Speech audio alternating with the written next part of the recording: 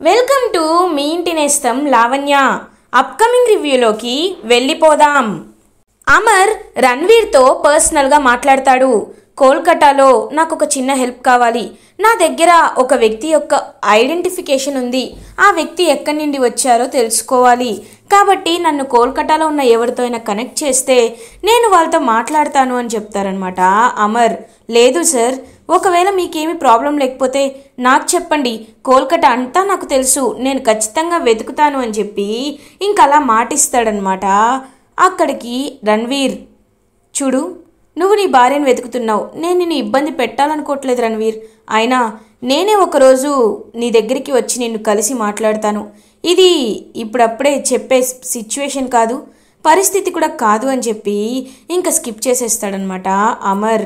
ఇది ఇలా ఉండగా అరుంధతి మాత్రం అటు ఇటు తిరుగుతూ, అసలు మా నాన్న ఎవరు, నా కన్న తల్లిదండ్రులు ఎవరు, అంజు కన్న తల్లిదండ్రులు ఎవరు, ఆ బాగీకి అక్క ఎవరు, వీళ్ళందరూ ఎవరు, నేను తెలుసుకోవాలంటే ఖచ్చితంగా బాగీని ఎలాగొకలా ఒప్పించి ఆయనని మా నాన్న అమ్మ గురించి అడగమని చెప్పాలి అని వెంటనే కిచెన్లోకి బాగీ దగ్గరికి వెళ్తుంది అరుంధతి.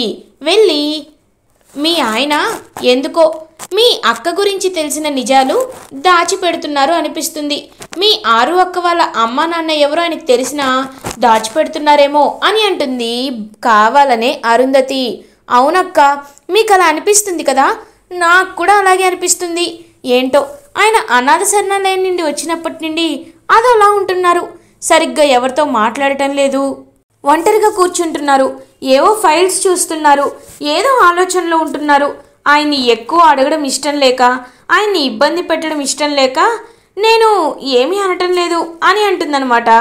ఇంకా బాగి, లేదు లేదు, ఆయన పైకి అలా కనబడతారు కానీ ఏదైనా అడిగితే వెంటనే చెప్తారు.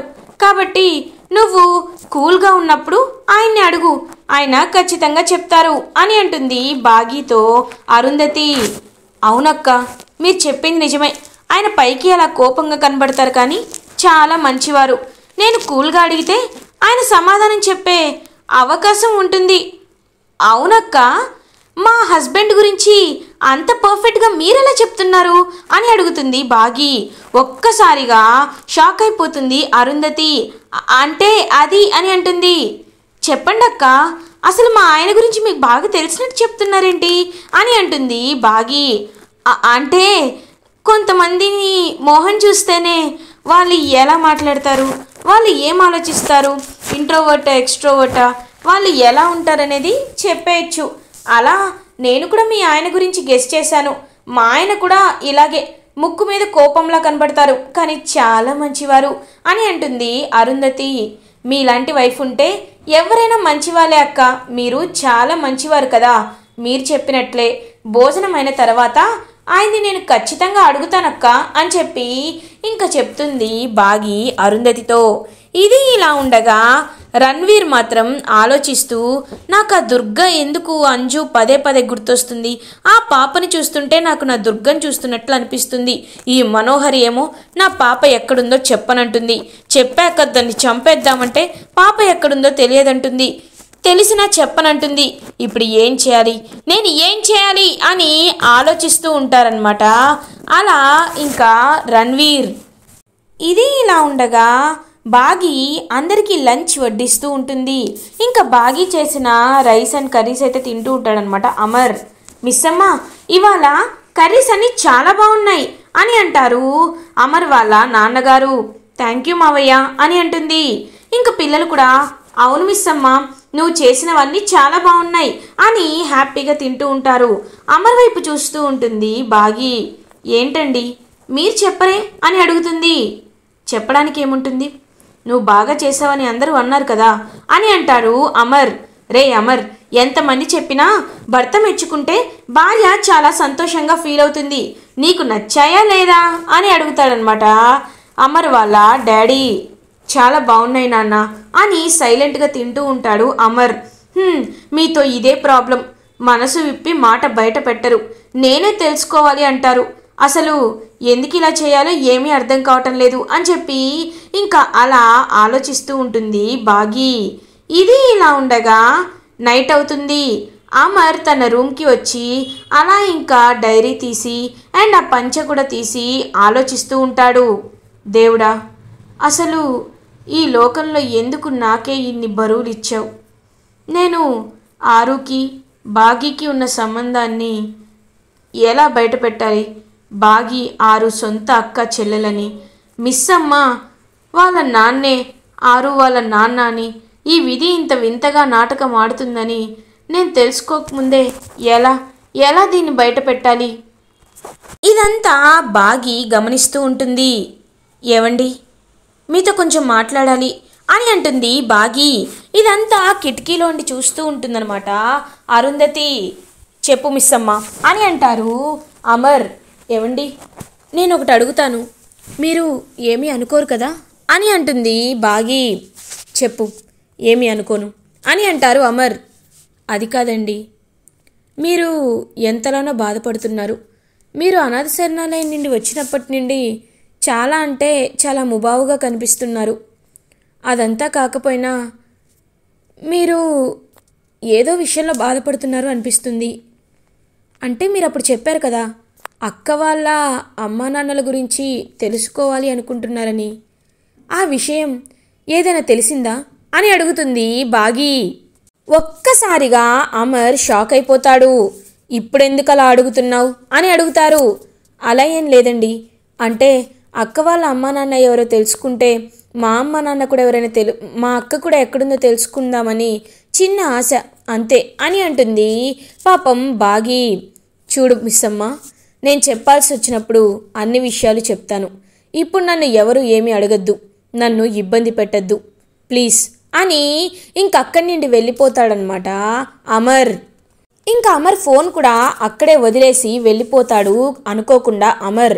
అప్పటికే ఇంకా బాగి వెళ్ళబోతుంటే సైలెంట్లో ఫోన్ రింగ్ అవుతూ ఉంటుంది. వెంటనే బాగి అటువైపుగా చూస్తుంది. అప్పటికే ఇంకా 5-6 మిస్డ్ కాల్స్ అయితే వస్తూ ఉంటాయన్నమాట. వెంటనే ఇంకా ఫోన్ చూస్తుంది బాగి. వార్డెన్ గారు అని చెప్పి రాసి ఉంటుంది. ఎవరు, ఎందుకు ఇన్నిసార్లు కాల్ చేశారు అని ఫోన్ లిఫ్ట్ చేస్తుందన్నమాట బాగి.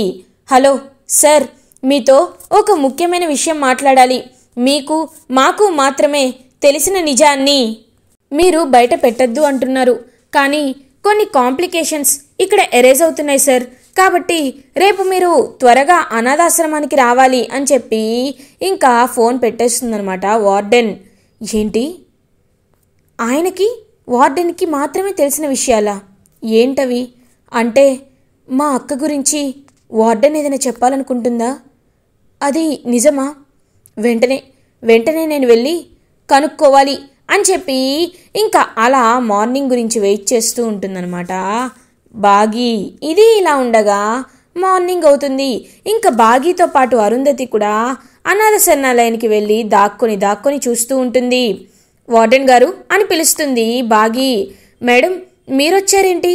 మీ హస్బెండ్కి కదా నేను కాల్ చేశాను అని అంటారు. అంటే ఆయనకి పనుంది, అందుకే రాలేకపోయారు, నేను వచ్చాను.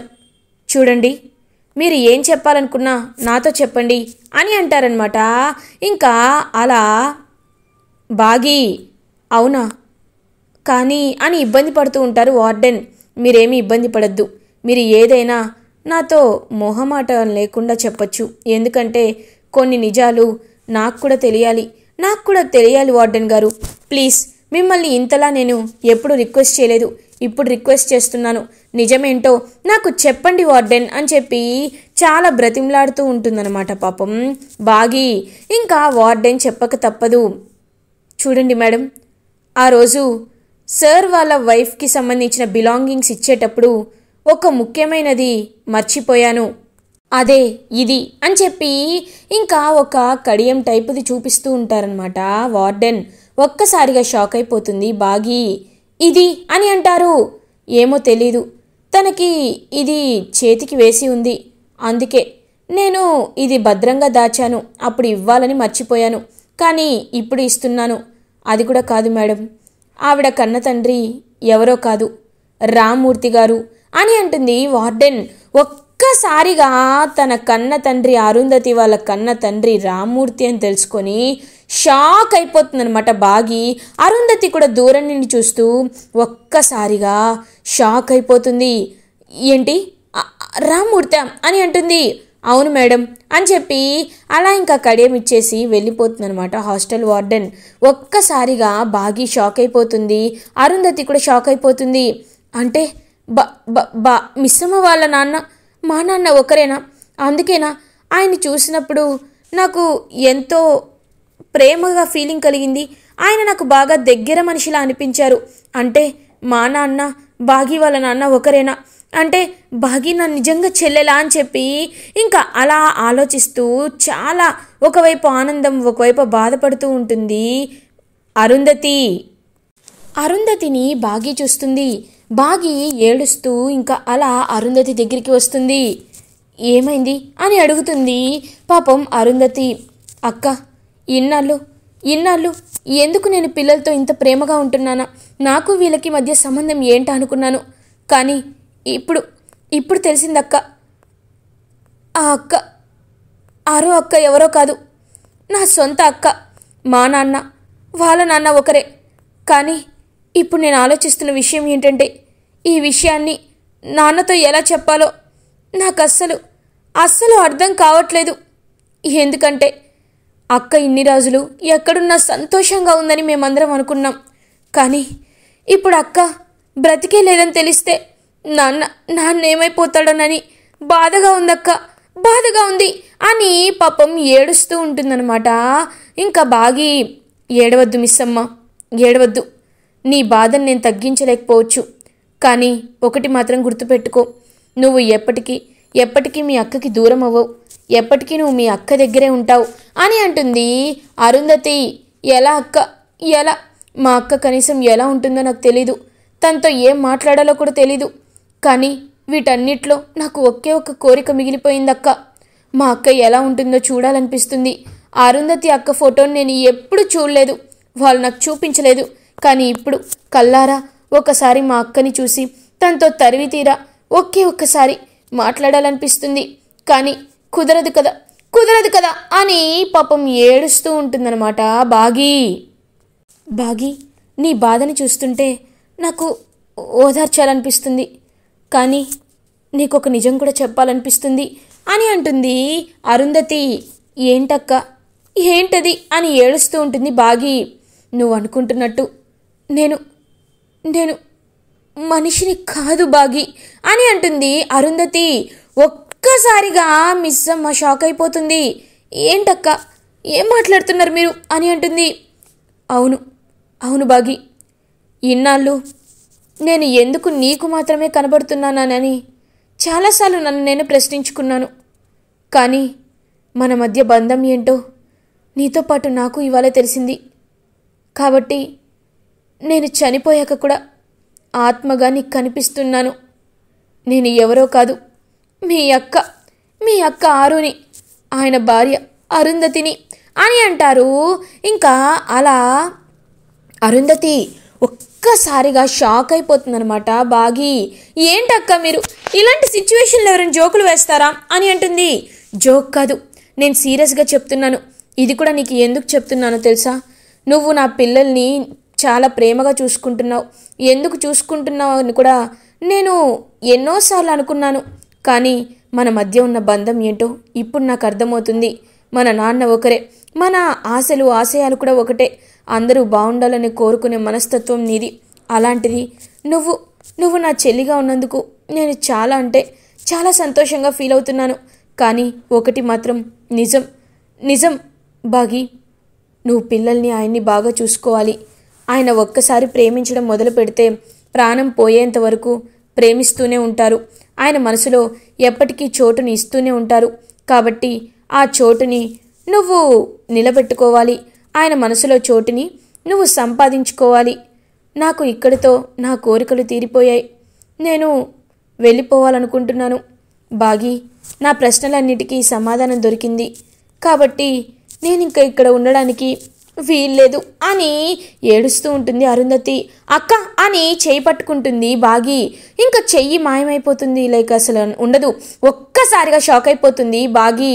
చెప్పాను కదా బాగి నేనేంటో. బాగి ఒకటి మాత్రం నిజం, నువ్వు చాలా అల్లరి పిల్లవి.